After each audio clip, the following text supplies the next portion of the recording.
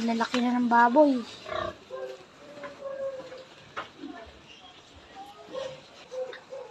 Yan, kumuha ko ng Madre de Agua. Napakadaming vitamins nito para sa inyong mga alaga. Kahit saan, pwede to.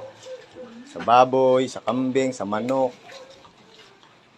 Yan, kahit sa mga kalapate, maganda to. Yung iba kasi binuburo to, itong Madre de Agua. Kumuha ko, papakain natin dito. Para mas marami silang vitamins na makuha. Yung mga sanga niya, itatanim natin.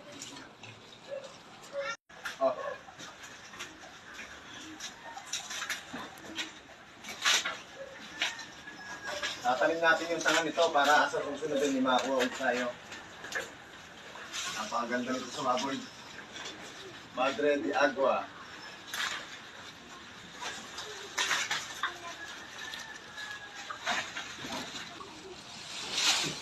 Ito po yung maraming vitamins na pagkain ng baboy.